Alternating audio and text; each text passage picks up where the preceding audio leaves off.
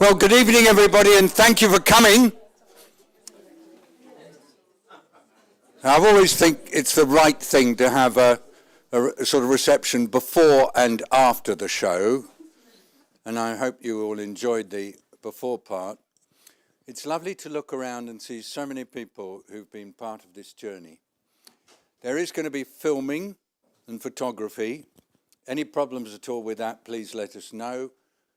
We're not live broadcasting, but we want it as a record of the event. And my name's David Nabarro, and I'm co-director of the Institute for Global Health Innovation, which is the institute from which the Climate Care Centre is being delivered. And I will be introducing a number of people tonight, and I want to start by welcoming the Vice Provost of Imperial College, friend Mary Ryan. And those of you, if you look up Mary Ryan in the Wikipedia, there are a few, but she was the first female university professor in the world. And Mary is actually a very special person, and it's a real honour that you're here with us today. Mary, welcome. Thank you very much. He always says something like that, which just adds like a layer of pressure and expectation.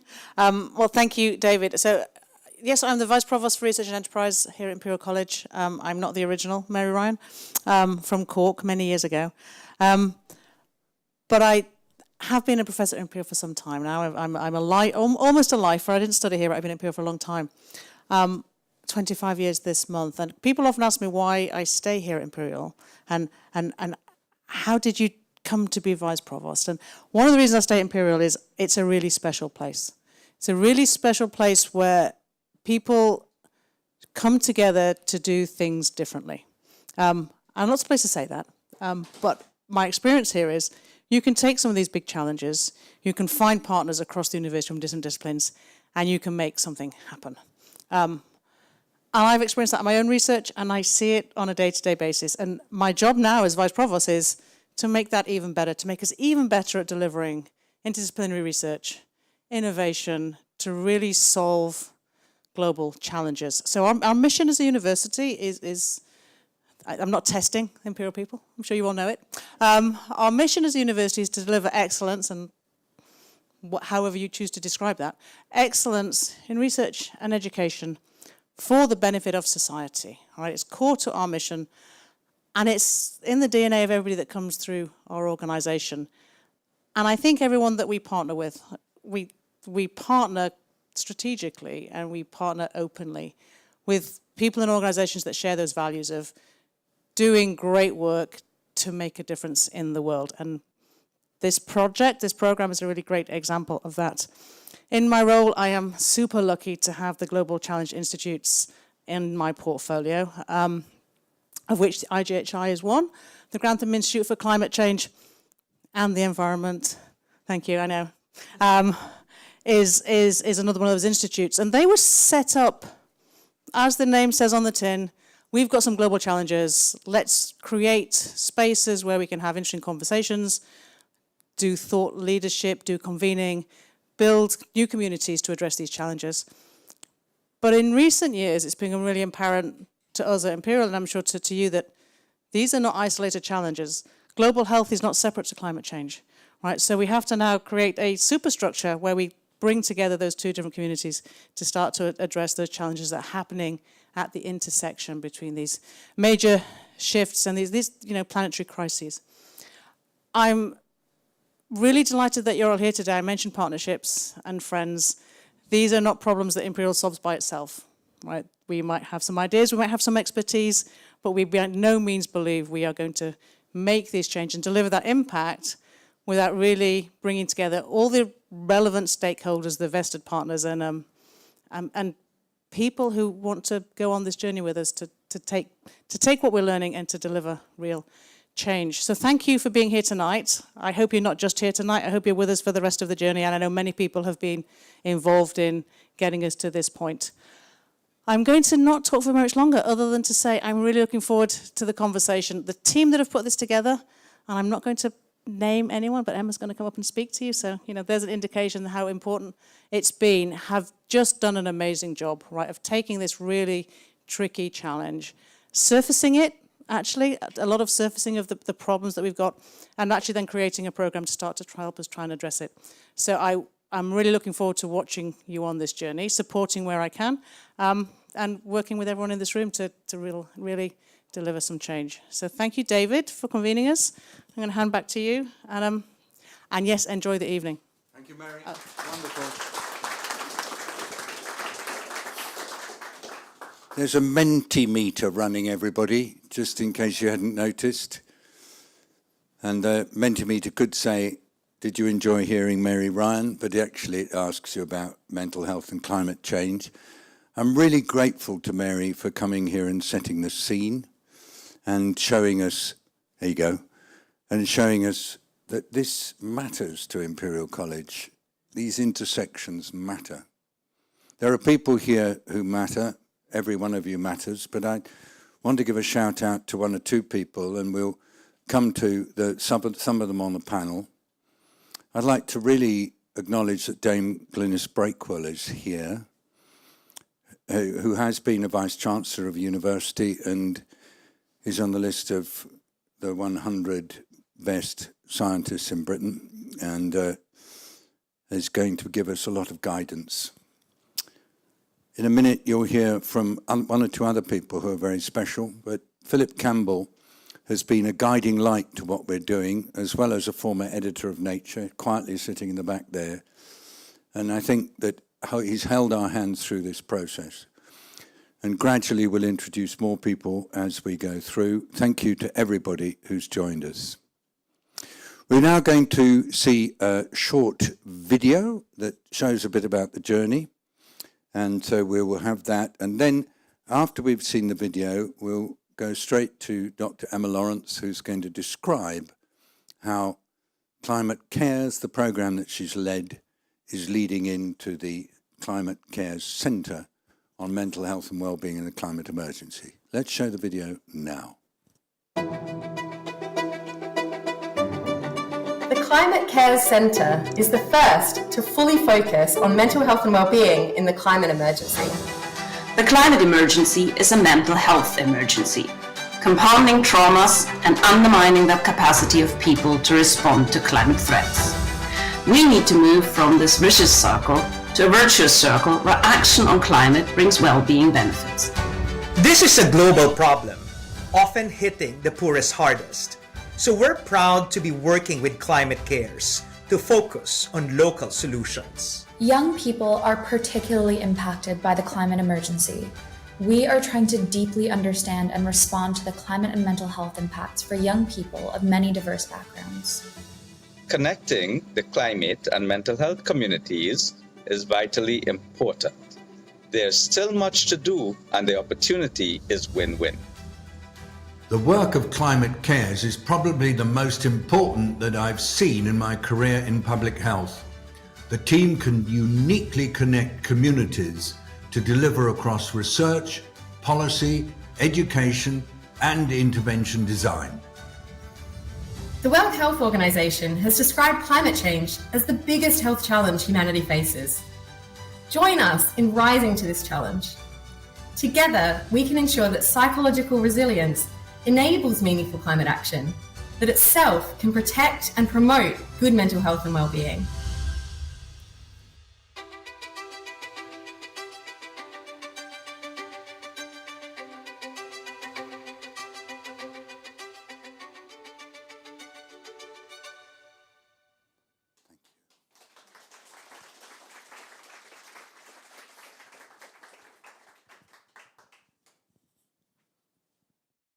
Thank you very much, David. Thank you very much, Mary. And most of all, thank you very much, everyone, for being here, because it truly is, as Mary said, a team effort of everyone in this room who has been part of bringing Climate Cares to where we are today, where we're changing from a program into a centre. So why are we all here? Well, we heard in the Menti, or we read in the Menti, some of the reasons why you've chosen to be here and why this topic is important to you. but I wanted to just note and re-emphasize that we're here on behalf of the people experiencing the mental health impacts of the climate crisis around the world. And sorry, bear with me, it's wonderful to be in person, but also this means that I'm doing things with technology that I'm not used to. So I have to do multiple changes, I think, on the, no, that's the wrong way. This is the, how do we click here? I might need, there we go, perfect. So why are we here? We know that sadly, farmers are dying by suicide as another crop fails and they can't provide for their families. We know that young people are feeling stress and despair as they watch their future become more hopeless and be put in peril by the adults who are meant to be keeping them safe. We know that there are growing numbers of people experiencing climate-related disasters around the world, and that increasingly they cannot heal before the next onslaught hits. And this compounding trauma can increase the risk that they develop things like PTSD, depression, anxiety, and substance abuse. In fact, experiencing any form of disaster can lead to 40 times the number of people affected psychologically than physically. But until recently, these have been hidden costs where there's growing compounding risks on the most vulnerable, including those with mental health conditions, who we know from recent and ongoing research are up to 3 times more likely to die, for instance, in a heat wave. And sadly, this means we're caught a bit in a vicious cycle where the climate crisis and burning fossil fuels is compounding the risks and worsening mental health of people around the world. And many of these people are the ones who need to be adapting and protecting their communities from the changing climate. For instance, when I was recently in Kenya, we heard from an amazing farmer turned clinical psychologist who changed careers in response to the mental health impacts she was seeing in her communities. 35% of farmers in her research in these communities are experiencing mental health conditions, often vastly compounded by the climate crisis. And what she said to us is it's great that we have this focus on climate adaptation, drought-resistant crops, but how can the farmers plant them if they can't get out of bed in the morning because they have depression? And this cost is in people's lives and their well-being, but it's also in the resources of the communities. It's been recently estimated that the extra mental health burden of climate hazards will cost $47 billion USD by 2030, but that this is escalating to $500 billion by 2050. And this is the thing, is that the climate crisis isn't linear. This is a compounding, escalating emergency. But the reasons that this is happening is often because there's interdependencies. And if we can recognize these interdependencies, then what we can see is the opportunity that's at the heart of the climate crisis. And that is to change this vicious cycle into a virtuous one. And to look at these common causes to what's plaguing our mental health and our climate, and actually act to make the conditions needed for good mental health and well-being. So there is the potential for a virtuous cycle if we can recognize that the state of our minds and the state of the world have these deep interdependencies. And there is huge alignment, as the recent IPCC reports showed, for the actions needed for a safer climate and those needed to create the societies and environments that support good mental health and well-being. But enabling this climate action depends on building our psychological resilience and understanding our psychological responses to the crisis and our capacities to cope and act. But building this resilience and climate agency can be a virtuous cycle. So what does this look like? At a systems level, obviously what is fundamentally needed is that we stop burning fossil fuels. But also communities need to be supported to adapt to the changing climate. And to take climate action, to create societies with active transport, green spaces, more energy efficient housing, strong communal bonds, these are things we know have big mental health co-benefits. We know that we need to involve people in climate action and in the decisions affecting their futures. And the IPCC reports show that societies with participatory governance, when we're enabling people to be part of the solutions, also are the societies where there's lower emissions and higher mental health and well-being. So this is what we're here to support, to recognize and act on these virtuous cycles where we can foster and sustain work that's aligned for a better climate for our minds. So that's why we're here, but how have we got to this point? So 4 years ago, I was working in youth mental health with actually Mark's here in the audience from Mental Health Innovations, and working a lot with youth mental health, working with my charity It Gets Brighter. And I'd come from a background of doing a PhD in neuroscience and looking at decision-making under uncertainty and the links with anxiety. And I was really struck that we were discussing youth mental health without necessarily considering the environment that youth were growing up in. And what does it do to young people to see those threats and uncertainties to their future? And I was experiencing this myself. My homeland of Australia, I was seeing changing before my eyes, waking up to bushfire smoke in my family's home, seeing the changes to the environments I cared so much about. And that ongoing stress, particularly the climate inaction of leaders, was really taking a toll on my own mental health.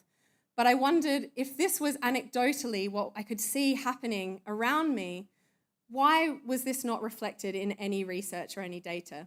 So I started looking at into the literature, and of course found that there are many deep interdependencies between climate change and mental health. And joining forces with Neil, who's in the audience from the Grantham Institute, with Pip from the Helix Centre for Design, with Rhiannon from the School of Public Health, and many others across Imperial, we were able to bring together a group that had the passion to say, actually, this is a challenge that we both need to raise awareness of, this evidence base that is clear but unacknowledged, and also to get the data about some of these challenges that we only have the stories but not the evidence to take to policymakers yet. So over the last 4 years, it's been a pleasure and really a journey of passion and goodwill from a growing community around the world who's joined forces with us to really understand deeply and respond to these challenges and opportunities. So you can just see, I won't read them all out, but just the wealth of partners who've come on this journey, for lack of a better term, with us. And we're incredibly grateful that representation from some of these organizations are in the room with us today.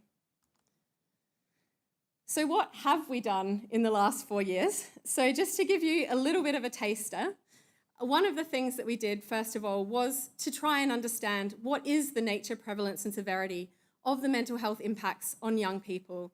Was this just a few stories, or is this a bigger problem? We started the Changing World study, one of the first to actually collect data on this. In the UK in 2020, we did the first study of young people and sought to understand how they were affected by both the climate and COVID crises. And we found many things, but even in the midst of a pandemic, in the UK, young people were more distressed by climate than COVID. Of those, 10% had really high distress. And for those young people, when asked how frequently they worried about a range of issues, climate was the one they worried about most frequently for their own future as UK residents. And this is at 2020 in the height of the pandemic, more than relationships, work, school, politics, COVID, anything else. And you can only imagine how that number might have grown, or how that number might be if you're a young person in the Philippines where the impacts you're feeling are so much greater. We've also collected data from 3,000 young people in the US, and again, found many different things, but among them that direct experience of climate-related events really heightens eco-anxiety at really high levels of distress that can be affecting daily life and function, and decision-making. So 1/3 of these young people who have had direct experiences are scared to have children, and 1/5 of those who haven't had experience. We've worked with our partners at the George Institute they've collected data from, with this same survey in Indian slums, and found, again, negative impacts of experiencing these events, but also, and again, coming back to the sort of hope and opportunity at the heart of this, that taking action, even on an individual level, can have positive life impacts and well-being, and we've seen that in our other data too. Sandeep, our wonderful, invaluable partner in the Caribbean, and his team have done work with us for changing worlds in the Caribbean. And again, there's many results to share, but he's saying that this program has given a voice to the voiceless and brought attention to those that are most affected. And for that, we're very grateful to continue to work with him. So again, we've published over 20 papers in the last 4 years, but just to give you a taster of the kinds of things we're trying to do. One is to make sure that there is more awareness of these interconnections that have been largely hidden. So we have done a narrative review summarizing the evidence. We have also done a systematic analysis, review and meta-analysis of the impacts of temperature and mental health, finding, for example, that there's higher suicide risk with abnormal heat, and with heat waves, people are more likely to go to hospital for mental health conditions, and there's worsened population mental health and well-being. I'm still struggling with the technology here. We've also been working with UK mental health professionals to see, okay, is this actually showing up in practice? And what we're seeing is there's increasing cases of people coming to use mental health services where their mental health is affected by climate awareness or climate concerns.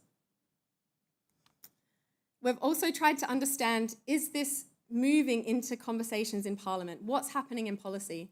And what we've seen to date is that there isn't much, is the short takeaway, apart from really a focus around flooding. And we've seen the mental health impacts of people in the UK who, are scared to sleep, for example, after experiencing floods. And you can only imagine this around the world. So how can we get action? We've worked with experts around the world to develop recommendations for actions across sectors. And we've also worked with young people to say, what do they want? So some of the authors of this paper are in the audience with us, and you'll hear from them in the panel. And they worked with 24 young people around the world to hear how they're feeling, how their mental health is affected, but also what they want. I guess the key thing, of course, is we need action from leaders, but also they don't want their distress to go away. They just want mental health support to better cope and act and be heard. So this means we need to take this to climate policy and make sure there is action to mitigate this distress and safeguard mental health. So we've been advocating for that at COP. And this leads into what we've done a little bit more in policy. So in 2021, we launched the briefing paper with the Grantham Institute. It's been downloaded now over 10,000 times, used by the Environment Agency, and featured in international media like the New York Times, the BBC, the Guardian, etc. Al Jazeera. We were the first to host a mental health event in the Blue Zone at COP, taking this issue to the heart of climate policy. We're thrilled that we've been able to work with partners to do that at COP 27, and are thrilled even further that at COP 28, this issue with Climate Cares and with Wellcome and others will be part of the main program, with ministers coming to hear about these impacts. We've also been taking this into mental health spaces. For instance, we're about to go to the National Institutes of Mental Health conference, and we've worked with COP Squared to build a roadmap for social and emotional resilience to integrate with climate adaptation. We've been at the Africa Climate Summit and the UN Secretary General Climate Ambition Summit as well. But we've gone further with our partners at Apolitical to have a world-first course to look at climate change and mental health together, and hopefully break these silos where decisions are made about climate or mental health separately. And we've worked with the Natural History Museum to make sure that teachers also integrate mental health into climate education, which we know is a big challenge for both teachers and students when they're learning about these really challenging topics. We heard from young people in our Changing World study how difficult these issues are, and so we worked with them across the UK to co-design a guided journal that helps them process their emotional responses, develop coping strategies, imagine the future they want to see, and build their agency to take action for it. But we've also done work to look at interventions around the world in a scoping review, and to work with scientists and young people to develop an online platform. We've been really fortunate that in the last year, we've been working with Wellcome, who are here as well, lots of our friends in the audience, on a project called Connecting Climate Minds. to further really strengthen this coming together of the climate and mental health community, and to have a shared vision moving forward. And many of the partners, again, some of them like our Red Cross, Red Crescent Climate Centre colleagues are here today, but we've worked with many partners around the world. What we're trying to do is build communities of practice regionally and also globally in all 7 SDG regions, and create together through dialogue an actionable, inclusive agenda for research and action going forward, and showcase all of this work on a global online hub. We're also working with Indigenous colleagues and communities around the world, young people and smallholder farmers. So after all of this work for the last 4 years, why are we launching a centre? Well, we still see big and growing needs, and one of the big challenges we see is disconnection, whether that's across disciplines, across climate, across mental health, across silos of policy, of research, across the global north and the global south. And what we really want to do is come together with a centre that fosters connection. So this centre represents connection between the climate and the health communities with the Grantham Institute for Climate Change and the Environment, and the Institute for Global Health Innovation. But we really want to make sure that we take an integrated approach to all that we do. So we're bringing together research, intervention design, policy, and education. I just want to give you a bit of a flavour of the kind of work that we would love you all to join into the future, based on some of the key challenge areas that we see.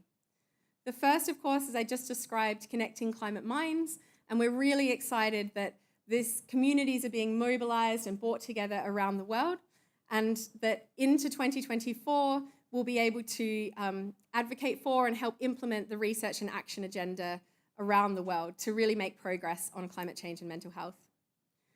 We need to make sure, as I said, that policy is integrated, that climate is always considered in mental health policy and practice, and mental health is always considered in climate policy and practice. So we're taking this to the heart of those spaces. But in order to do this, we need a way to measure progress. We need appropriate metrics and indicators.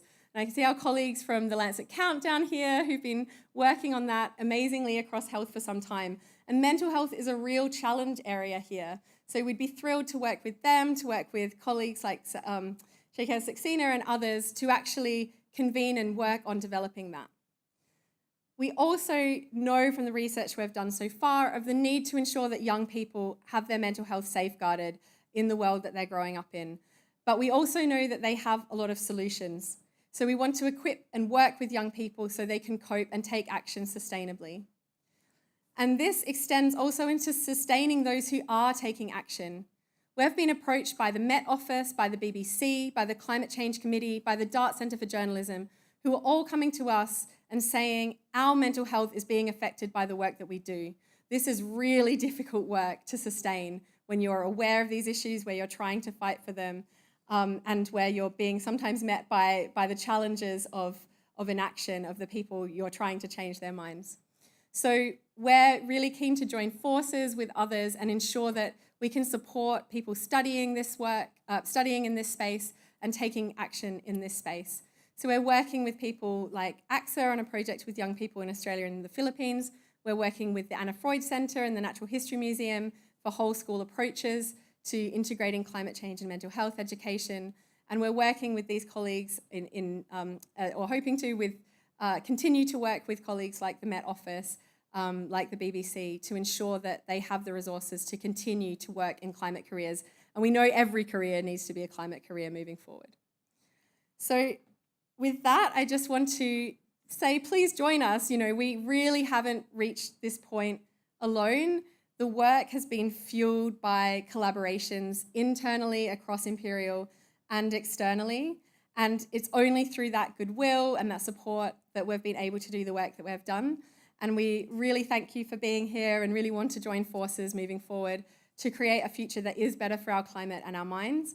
I want to say a huge thanks. We have Lenore England in the audience, and a lot of this work has been supported by her generosity, and also, of course, Wellcome, who are also here for all of their support for connecting climate minds. And I'm really keen to now turn over the time to our amazing panellists so you can hear from them. But before I do, I want to welcome up the Climate Cares team, just so you can see some of the faces behind this work and talk to them afterwards if you're not familiar. So please come up, come up.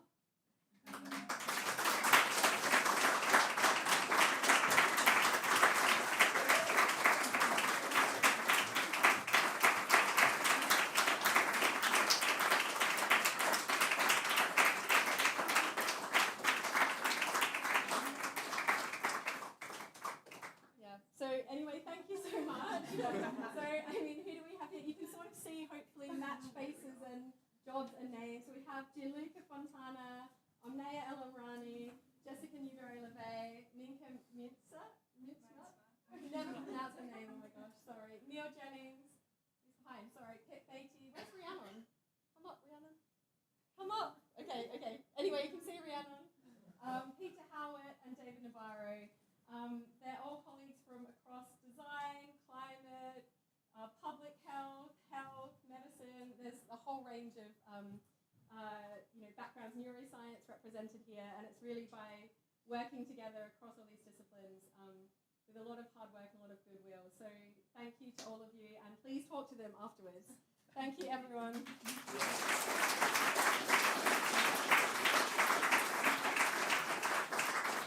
Beautiful. Actually, Emma, I do want to give a second shout out to Lenore England, who is the most self-effacing contributor to science and progress that I've ever met, and is quietly sitting in the back here. Lenore, I just want to say to you, to your face, we wouldn't be talking like this if it wasn't for you. Thank you.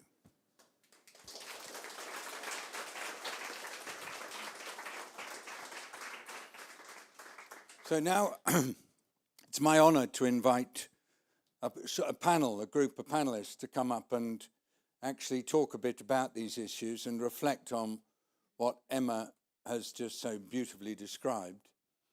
While I do so, I have to say that listening to Emma talk just now was profoundly emotional, moving, and on behalf of everybody here, Emma, just a giant thank you to you. Giant.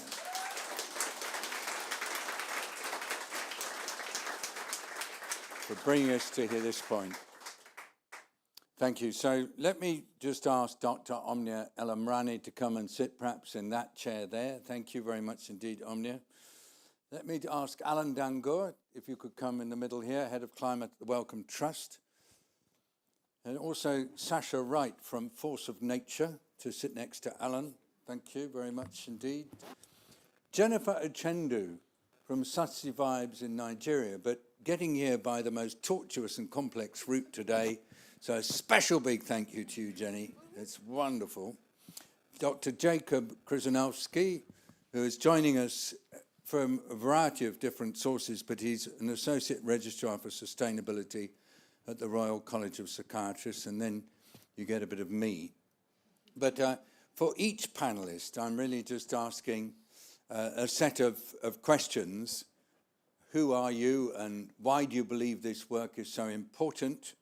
And can you tell us about some of the things that you've been doing?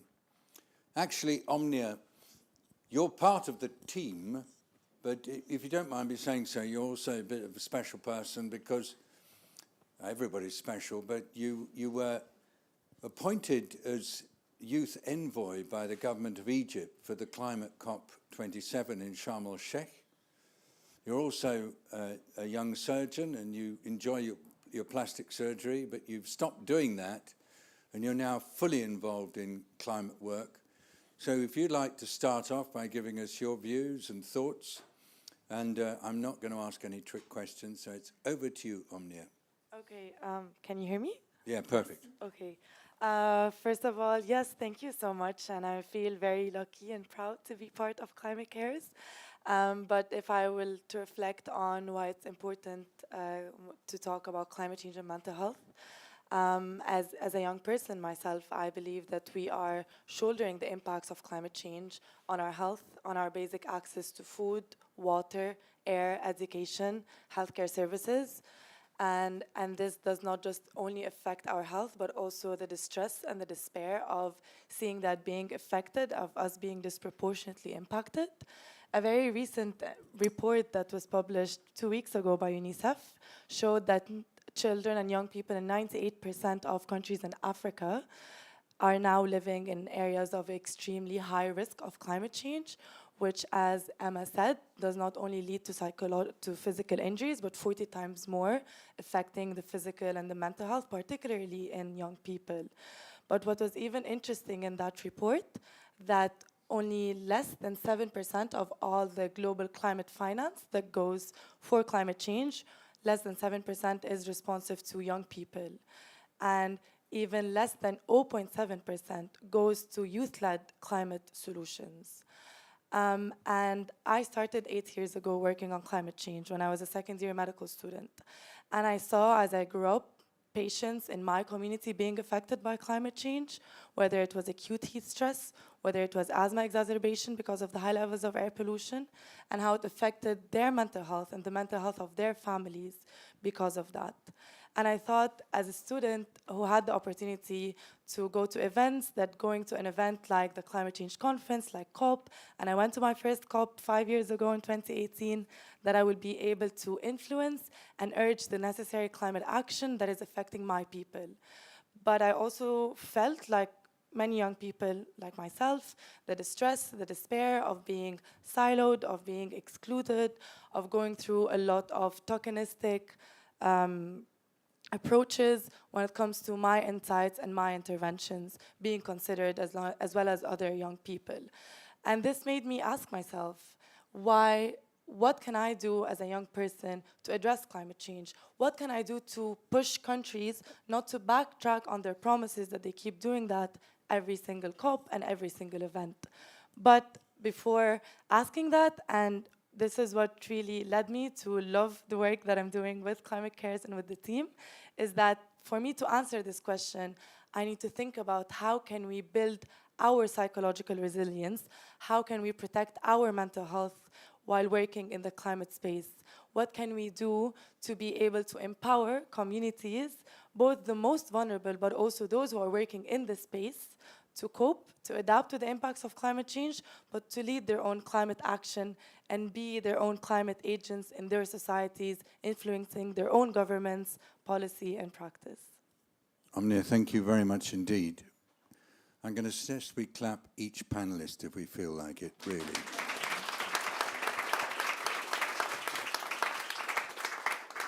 Thank you. And Alan Dangour, I've known you for a long time, and we've worked together on many issues and together in London School of Tropical Medicine and so on. And now you've got this job at Wellcome Trust, where you're actually the head of climate change, which is a pretty important role. Would you like to explain a bit about how you've got there and what you're doing and why you think this work that we're launching here in the centre is pretty important? Fantastic. Thank you very much. Well, as a young person, I just had to try it out. First of all, I want to say a huge congratulations for the launch of this centre. It's absolutely fantastic. It's much needed. It's a tribute to Imperial for thinking in this way, for bringing people together, as we heard from Mary. I'd also like to wish Mary a happy birthday. If this happens every year on your birthday, you're doing well. So, but I think it's a real, and what it does for me is it also. It's a very good demonstration of the sorts of work that needs to happen nowadays, the way that academia needs to change. So if I just take a step back, I was at the London School of Hygiene and Tropical Medicine for 20 years. I wrote a whole load of papers that nobody read. It was great fun doing it, but I wanted a challenge. And the challenge then came about, there was Wellcome redesigned its strategy, and that strategy now has 4 strategic areas. Discovery science, mental health, infectious disease, and climate and health. And I was fortunate, very privileged to be appointed as the director of our strategic area on climate and health. But you're all sitting in the audience thinking, well, those things all overlap. And in fact, they overlap very strongly. And this is a very good example of that important overlap. And the work we're doing with Emma and the team on collecting climate minds is a really good example of where we're desperately trying to change the way academia works, asking academia to stop thinking in unidisciplinary silos and to start thinking in more progressive ways, asking more important questions, questions which lead to change, rather than merely, I mean, there's nothing wrong with discovery science, there's nothing wrong with the hugely important discoveries that are made in much of academia, but actually many of the most important questions are at those borderlands, those intersections between disciplines, and that's what we have here in spades with this project, so we're really delighted to support it. What we're also trying to do is we're trying to ask academia to think transdisciplinarily, to incorporate climate change into its teaching across the board.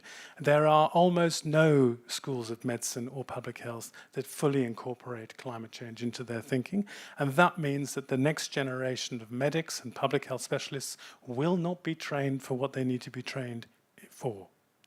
And that is a significant concern, and I think we should all be worried and should be pushing new curricula and new ways of teaching. We also need to instill a sense of urgency. It is not acceptable for people, academics, to spend 5 years writing a paper, however good that paper is. And it's also not acceptable for us funders to take more than a year to fund you. So we're changing that in Wellcome. We've just had a call called the Climate Impacts Award. It was 6 months from the launch of the award to the decisions and the award letters. That's a revolution in Wellcome. It still takes 6 months, but I promise you that's a revolution, and was no mean feat. So we're really excited about that. And the final thing I'll just mention, looking at the map of people involved in the Connecting Climate Minds, is it is also clear that the totality of knowledge on all of these issues does not sit in London, Oxford, and Cambridge. And the inclusion of a greater diversity of people and countries and partners is absolutely core to answering these questions, and we at Wellcome are determined that our funding should be significantly more inclusive and bring in new partners to answer these important questions. Thank you. Alan, thank you. You know, everybody, every one of our panelists is unique, and Alan has shown why he's unique, and Omnia showed why she's unique, but Sacha Wright is also unique. She's a force of nature, and she works for an outfit called Force of Nature, and she's probably fed up with being introduced like that. So, Sacha, tell us a bit about your thoughts about what we're up to tonight. I'm definitely not fed up with being referred to as a force of nature. It's exciting every time. I just have to start off by saying I feel incredibly humbled to be on a panel with just such an incredible group of people, and also in a room amongst friends and colleagues who I've had the privilege of working with for the past 3 years, and some of whom I'm getting to meet in person for the first time today, like Jennifer, which is so exciting to me. I'm Sacha. I'm the head of research and impact at Force of Nature, which the elevator pitch of is a youth nonprofit mobilizing mindsets for climate action.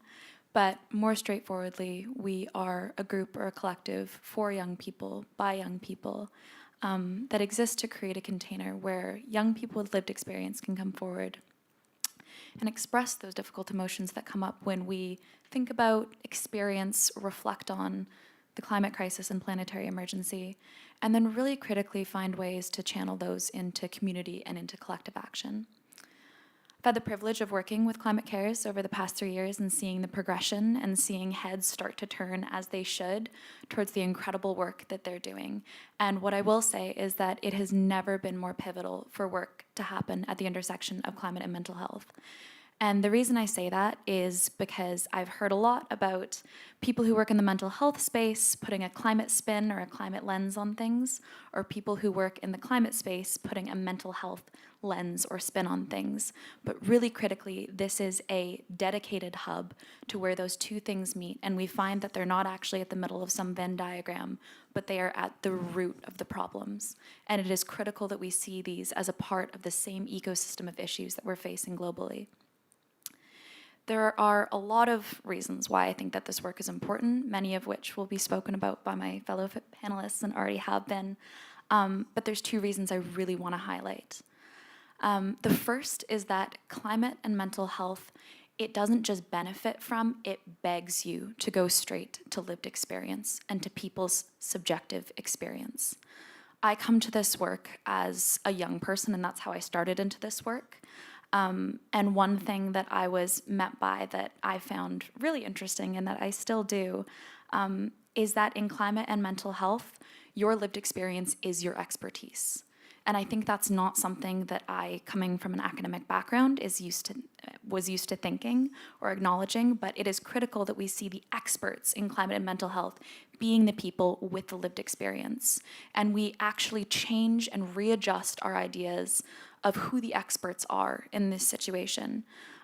It's going to ask us to redefine and reimagine systems of power that have historically excluded people like young people from having a seat at the table about decisions that are determining the outcomes of our future. So we really need to put that power back in the hands of the people who know what to do with it, because those are the ones who are both disproportionately vulnerable, but also disproportionately brilliant and knowledgeable and resilient in the face of issues like this. The second reason is because we have, for a very long time, as you mentioned, really separated things into disciplines. And what I would add to that is we've separated into disciplines human health and planetary health. And it is fundamental that we stop doing that we stop with the nature-culture dichotomy, and that we actually see that not only are those two things intertwined in their vulnerabilities, but how incredible and beautiful a world could be if we actually were custodians of both ourselves and one another, and also of our planet. And finally, why I think it's really important that we're doing this work is not related to climate and mental health, but it's because of the people who are doing it and the ways that they're doing it. I've worked in academia for 6 years, so not long compared to a room full of academics. And by about my third year, I was ready to be done because I am a highly emotional and excitable person, and I was entering rooms and being asked to leave my feelings and my humanity at the door. And the fact that I'm able to sit here as a young person and invited into the room as a young person to talk about my experience and make sure that other young people are included in these conversations is critical as we move forward at the nexus of climate and mental health.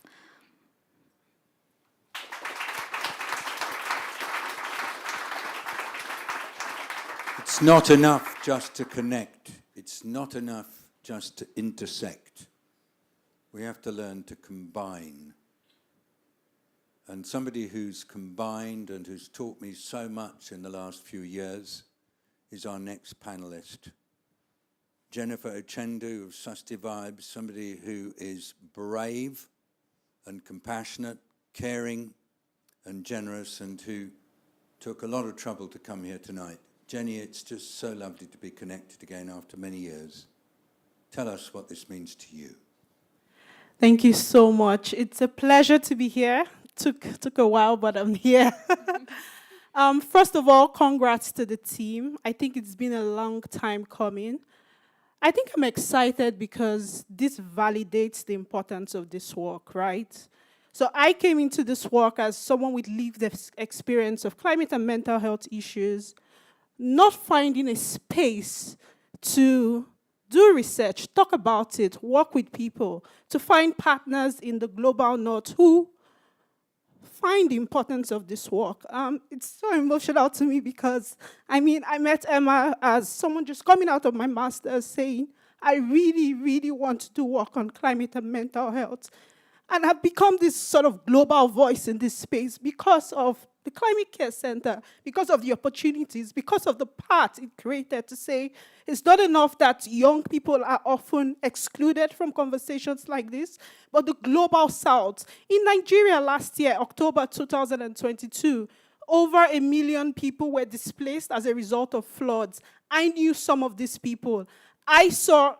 Just last 2 weeks, we had the Connecting Climate Minds Global Dialogues with young people, and someone in our room literally was showing us his room he had water floods, literally get into his leg. And he said, I would never find a space to discuss how this impacts my mental health without something like this. And he thanked us for the opportunity. So this is meaningful. It validates the work. I think it's not something that just excites me. It brings meaning to why this is so important, that people are suffering, but we are giving them an opportunity to not just have a voice, to contribute, literally contribute to research, to change policy, to say it's important to not just intersect climate change and mental health, but to really make it a name, a structure. This has become a thing, and I think it's really important, that idea of validation. And just as previous panelists have said, beyond validation, beyond opportunities, beyond partnership, I'm excited because this is a new way of thinking of climate adaptation. For a very long time, we've talked about CO2, net zero. Those are really exciting. But while we're at that, while we're talking about carbon emissions and all of that, my people are dying, my people are suffering, people are committing suicide. What can we do immediately to support communities at grassroots, beyond research, beyond dialogues and all? This is support, and this is literally saying that mental health conversation should be mainstream because of the different ways that it exacerbates people's lived experience. And that's why it's so exciting for me, that now research is not just something that ends in a paper for only academics to see. It can be something I take to an average woman in the village and say, well, we want to hear about your experiences, want to hear about your resilient stories because they're important. So thank you, Climate Cares. Thank you for this opportunity. It's really, really exciting for me, and I'm happy to be here. Wow.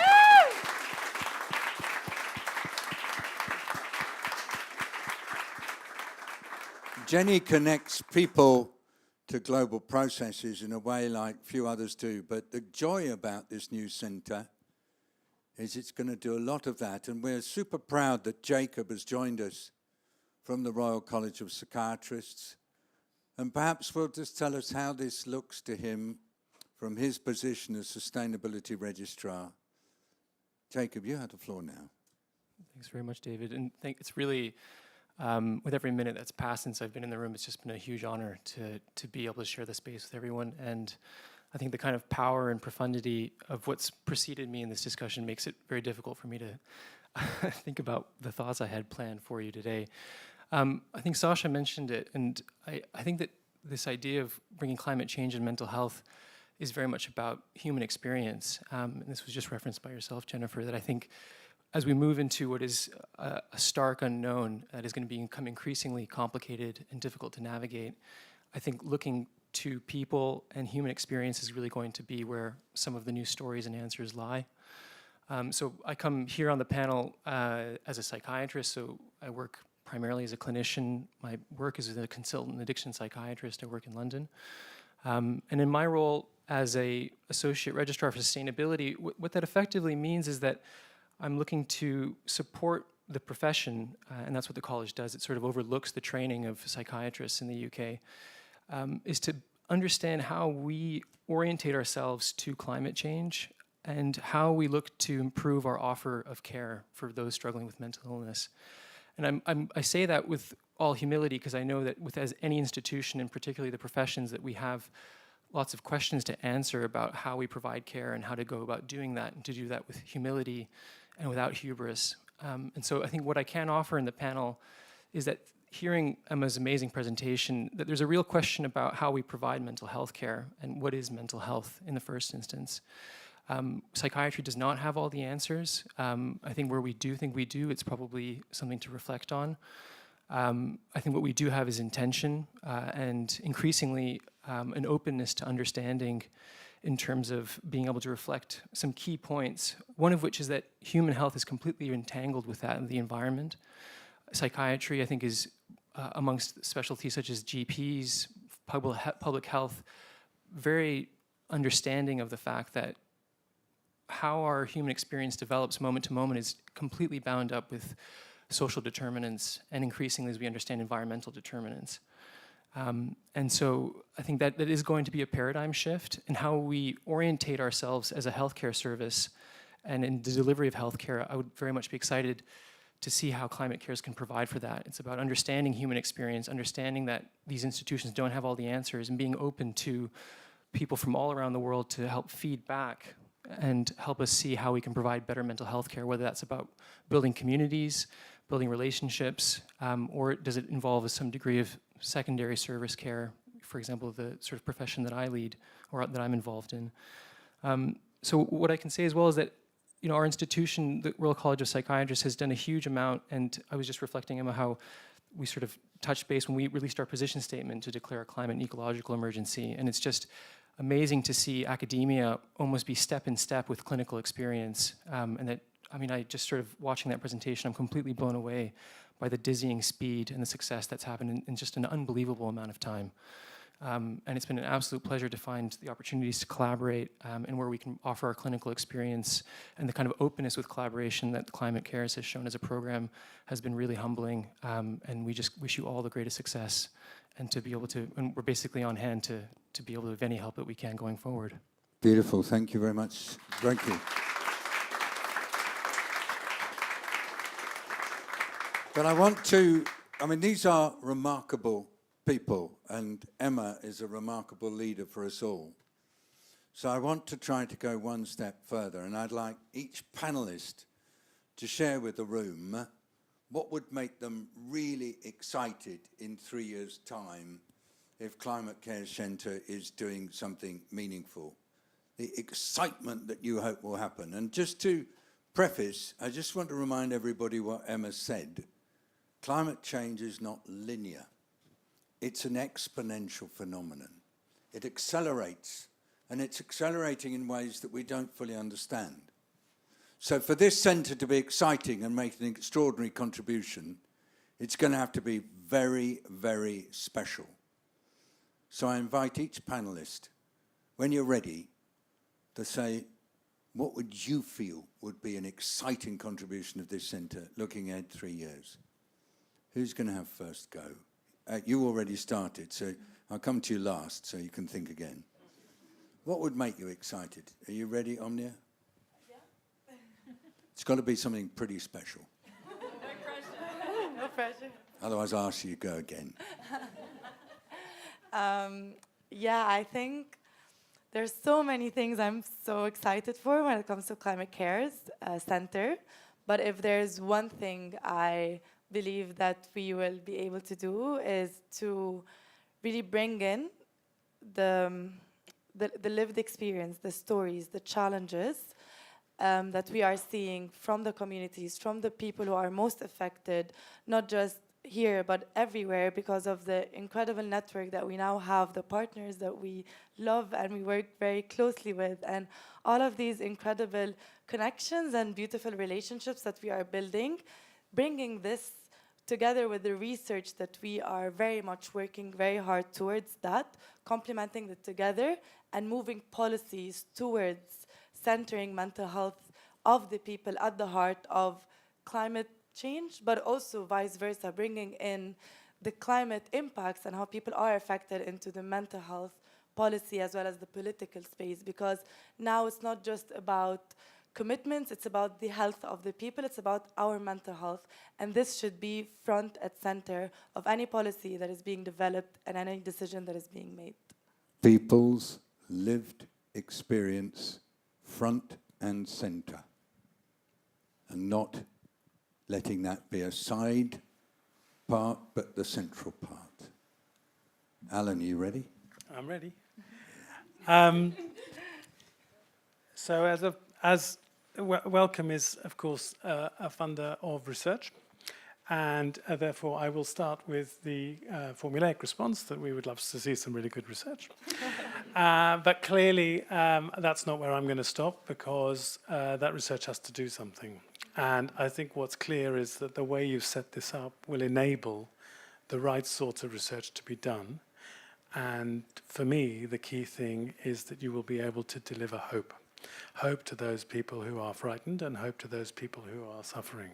Hope that there is a solution, hope that there is a way to support people through what is coming.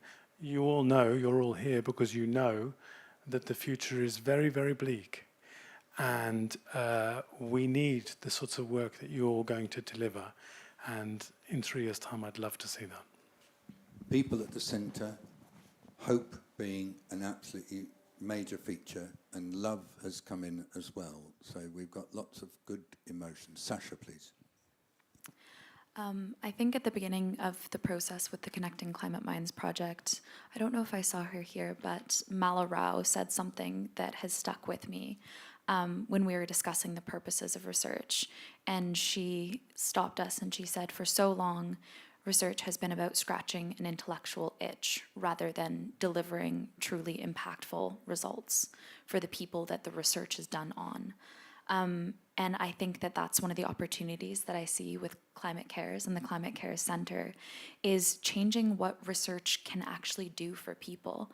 I think research has asked a lot of questions in the past few years. Academia has said, how can we bring people into the bounds of academia who haven't been heard from before? But there's been very few questions about why do those boundaries exist in the first place? Why are we the ones who have to champion someone else and lift them up rather than going and meeting those needs where they're at and hearing those voices in their own words and in their own voices? So I think what I would love to see in 3 years' time is the Climate Care Center being a pioneer of that, as they've already been. They've championed members of this panel.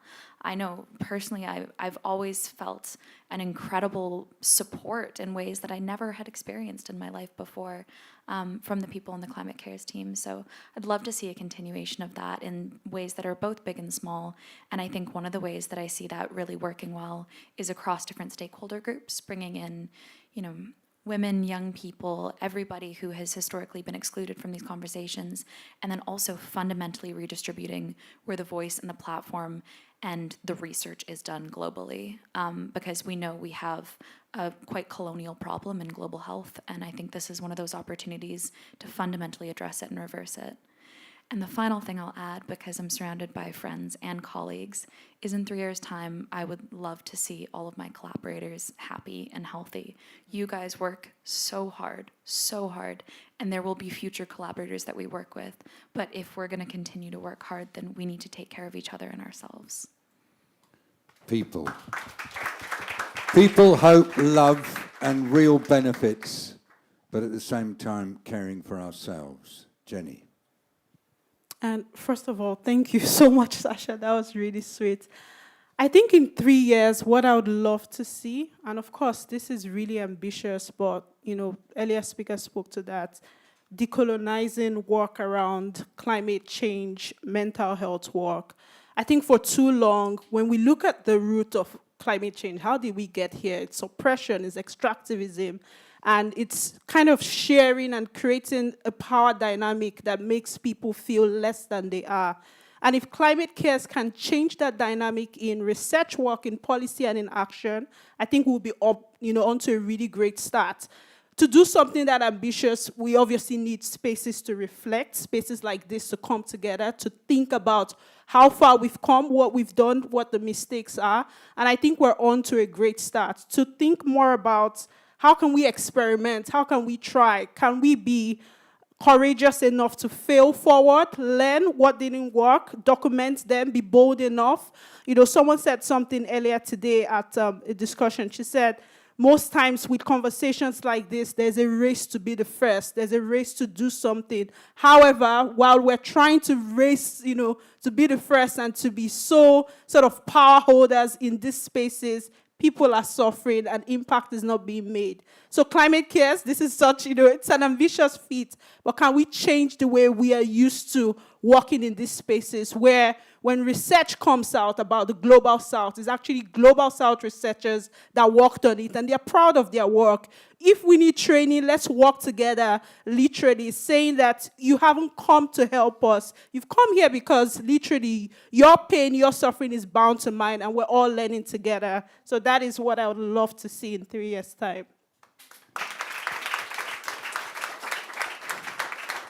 People, hope, love, real benefits, and some power relations to change while we look after ourselves. But the changing power relations are about decolonizing and solidarity. Thank you, Jenny. Jacob. Three things I can think of. One is that I think, as I'm sitting here, I think about injustice is a big question for a lot of us in terms of why things haven't changed quickly enough.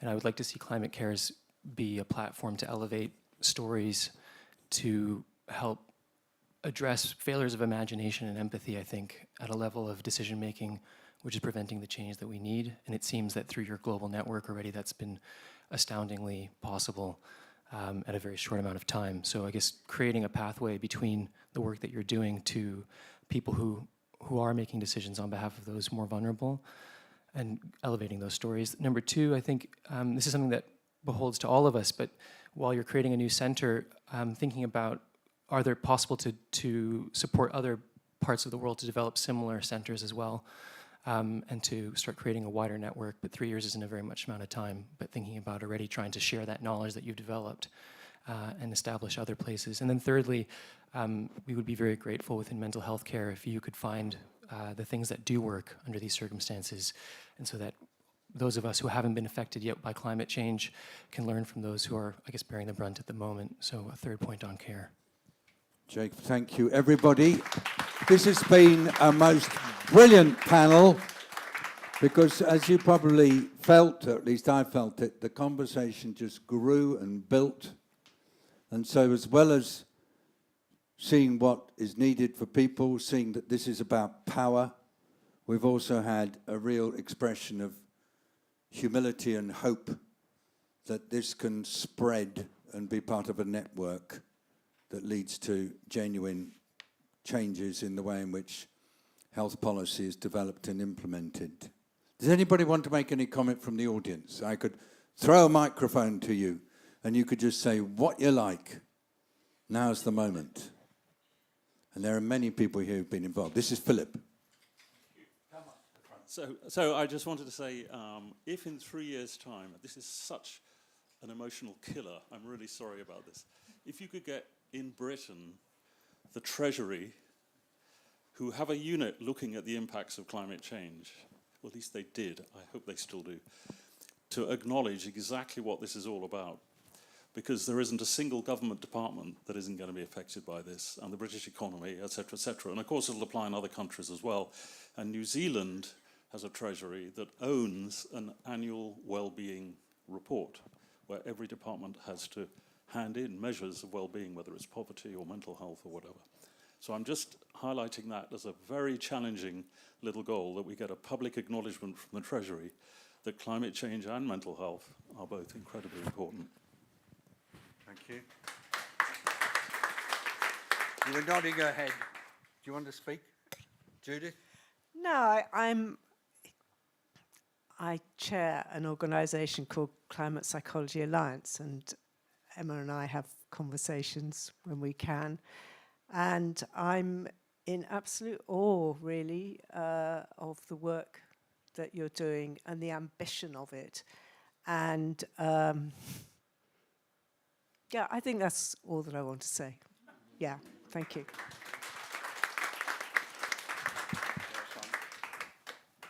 Hi, I'm Simon. I work in the Grantham Institute. I'm going to answer the question, where could the centre be in 3 years' time?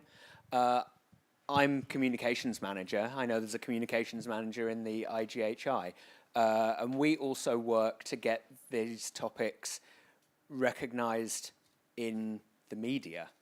And my challenge to you, kind of mirroring Philip's challenge to you about the Treasury, is to get the media to take this seriously. I've just been sitting next to Sarah, and we've been comparing notes about how hard it is to get the media to take this as seriously as other causes of mental health, ill mental health. I speak to other people I work with in PR, and they say, well, climate change is a bad thing. Bad things cause bad mental health, so whatever. And I think that we can all work together to achieve that. I think people do excellent work. I remember listening to Jenny's podcast, for example, and being so impressed by the way that really conveys what is so meaningful about this topic. And journalists love people stories, and we're all talking about people stories. And that should be the challenge to us to go next. Thank you, Simon. I just want to thank everybody for the contributions that they've made this evening. I think that Emma did us proud in representing what's been going on frenetically over the last 3 years.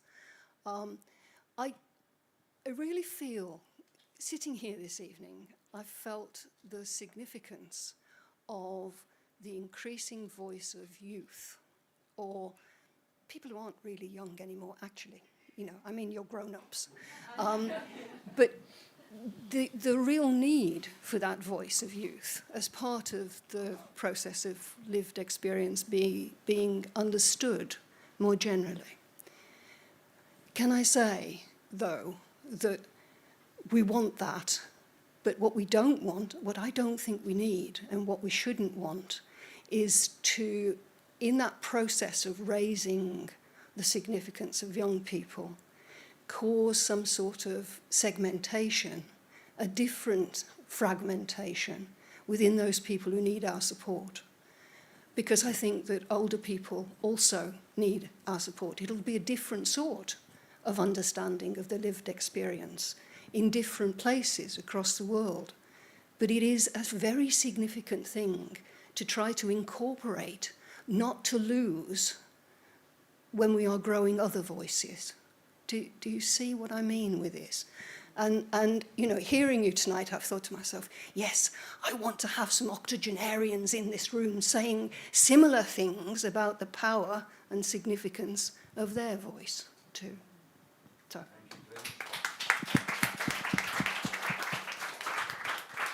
Anybody else like to make any comment?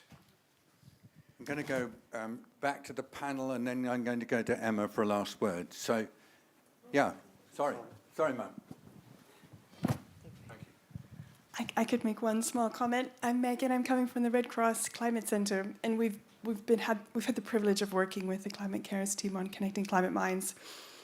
And I have seen a slow progression over the months that many of our Red Cross network have been able to participate in the various dialogues that we've had with Connecting Climate Minds, and that slow evolution of understanding the mental health impacts on par with climate impacts from a disaster response perspective.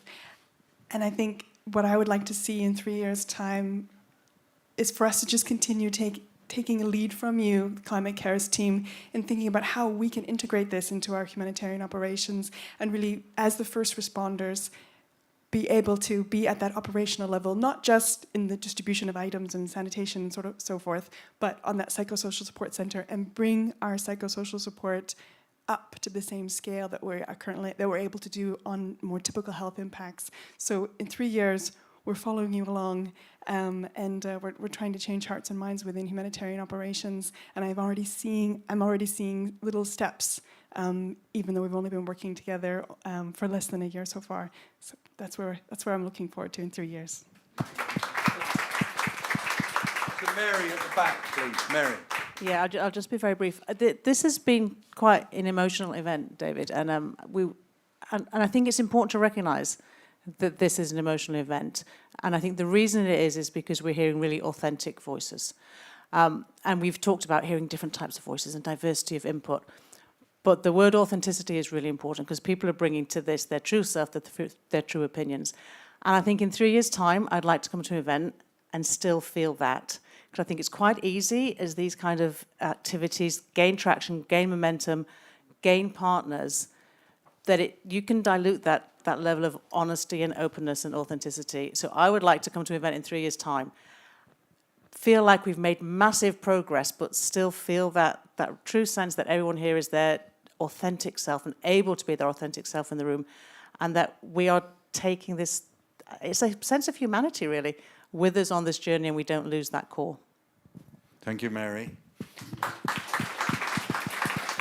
A last word from, if any panellists would like, you've been listening to these comments. Do you want to say anything else, Omnia? No pressure. Or Alan? Sacha? Jenny? I mean, I really... I'm always say it talking. for all of us, come on.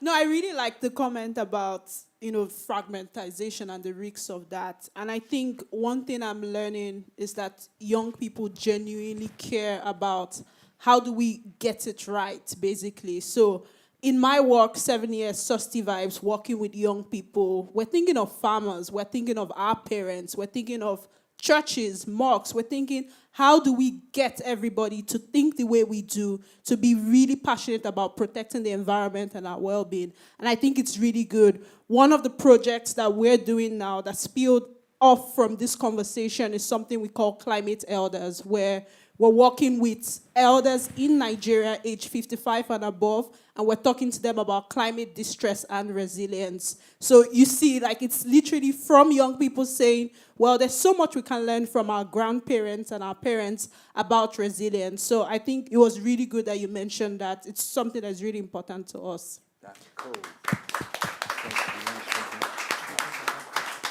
Just before we finish, and I would pass to Emma, I want to pay credit to Peter Howitt, who's sat at the back there quietly, who's very much holding things together. I also want to respect Ara Darzi, who's co-director of our Institute for Global Health Innovation, who originally provided the stable where Emma and team grew the Climate Cares initiative before I was around.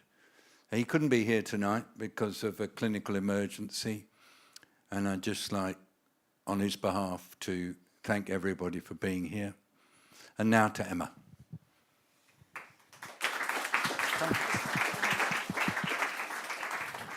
Thanks, everyone. I mean, it feels like a lot to follow what has been, as we've heard, really authentic, really emotive, really, really powerful voices. And I guess you can see why I love my job, because I get to work with people like this day in, day out. And it's a true privilege, and I think that can be overused, but I think you all can see tonight why that's the case. And we're ultimately trying to do this in service to those who are living these impacts around the world. But not only doing that in service, but doing that with them and raising up their voices, their challenges, but also their solutions. I just wanted to touch very briefly on a few of the points that around the room. I want to thank all of the kind words and comments. I just wanted to note on the power of story and the power of feeling. So I'm a physicist originally by training, and then a computational clinical neuroscientist. I think it goes without saying I like evidence, I like data, and that is super important. But what we've heard also when we did a workshop with the Met Office scientists is the importance of allowing people to feel. Some of the respondents, on the Mentimeter when we were doing in the workshop, of what they took away were like, it's okay to feel things in your work as a scientist holding this space.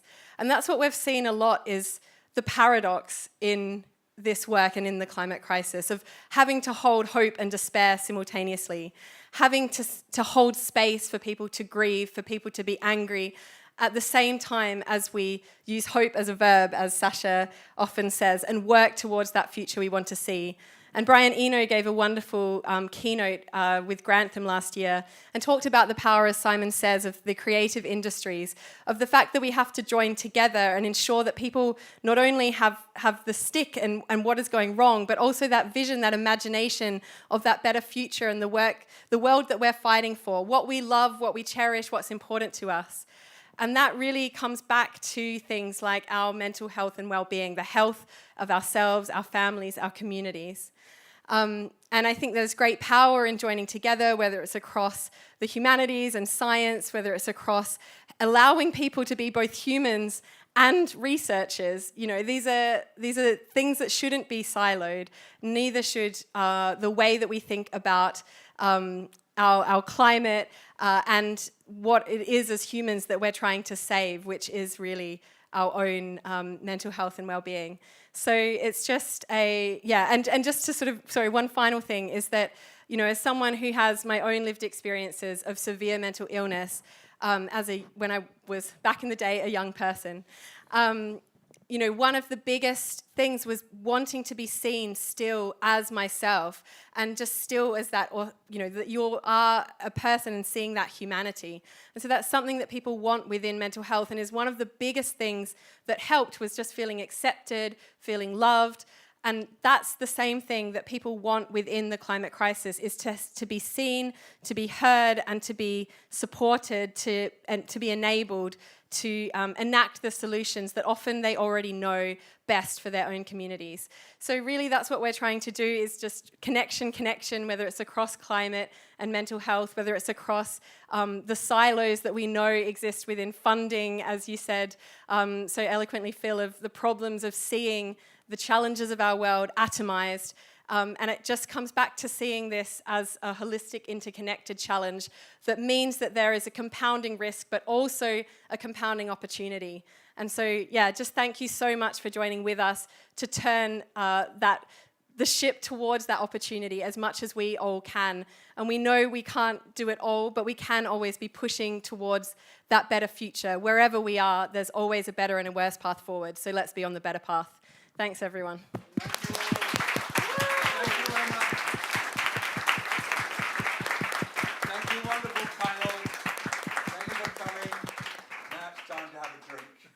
Enjoy. Thank you.